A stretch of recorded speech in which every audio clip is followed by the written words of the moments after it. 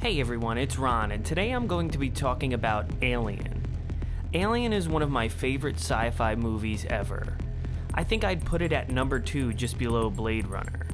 There's not much I can say about this film that hasn't already been said, but you might not know that the movie was also adapted as a comic book in the same year of its release. The comic was published by the legendary magazine Heavy Metal, and this adaptation was also written and drawn by industry veterans Archie Goodwin and Walt Simonson.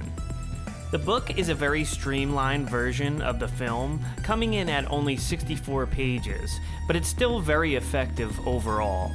One of the things that hurts the comic a little bit is that it rushes the slow burn opening of the film and gets to the action pretty quickly. I understand that these are two completely different mediums, and I can also see why Goodwin and Simonson would want to pick up the pace, since their audience would mostly be kids and teenagers reading it without having seen the movie previously. I wonder if it would have a similar effect, because it's hard to not compare the differences when you know the movie so well before diving into it. There are a few things in the book early on that might work better than the movie, and that is the scope of the ship. The Nostromo looks amazing in this book, and if you're someone who thinks the beginning of the film is really slow, I think you'll like the way they jump right to the action and the horror. The shot of the crew discovering the derelict ship is great and atmospheric in the movie, but the splash page of this same scene in the book is jaw-dropping. You really get a sense of how small the crew is compared to this massive alien ship, and it feels so otherworldly.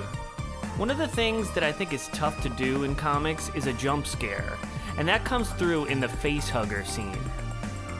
In the film, you have the benefit of sound design and a score, and in the book it might feel a little flat when you compare it, but Simonson still has a great sense of motion in his art that works in its own way. In a story as bleak as Alien, one of the things the comic does well to differentiate itself is the use of color. The film is obviously very dark, and the book doesn't completely abandon that, but I really like that the spacesuits are a little more colorful and comic booky without being cheesy looking, and I feel like that's not an easy thing to do. The chestburster scene is one of the most iconic, horrifying moments in cinema history, and it was probably no small task for the comic creators to try and replicate that same feeling. One of the advantages of the comic book is that there is no budget, and the chestburster alien looks way better and more menacing in the book, while the movie version of the baby alien looks a little dated compared to today's special effects. It's hard to improve on the H.R. Giger design of the alien, and Simonson was smart enough to keep it pretty similar. I do like the addition of the yellow and orange hues because it gives the alien a little more presence, and he's also made into a hulking creature. The alien looks way bigger in the scenes where it kills Brett and Dallas, and it's very effective. I love this movie, but the fight with Ash and Ripley is a little awkward, and maybe it's supposed to be because Ash is basically malfunctioning, but in the comic it's a lot more fluid. Simonson is great at drawing action, and it really comes together well here. Another thing that I thought was interesting was the recreation of the scene where Ripley looks around the corner and catches a glimpse of the alien.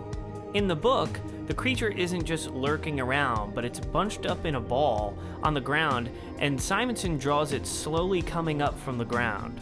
This was an interesting departure, and I wonder what made them change this part. The ending of the film and the book both have the same breakneck pace, and it works great in both versions. It was fun to go back and watch the film and then read this, because you really get a sense of how different a movie is from a comic, and you get to see the advantages of both mediums. I know that the comic is regarded as one of the best adaptations, but I still have to give the edge to the movie, because the movie was groundbreaking at the time, and although this is a great comic book, there's nothing genre-defining about it, and it doesn't break new ground for comics, but it's still really awesome. So those are my thoughts. I'd like to hear in the comments what you guys think. Do you think the comic book adaptation is better or the movie? Please be sure to like and subscribe if you're digging this kind of content, and thanks for watching.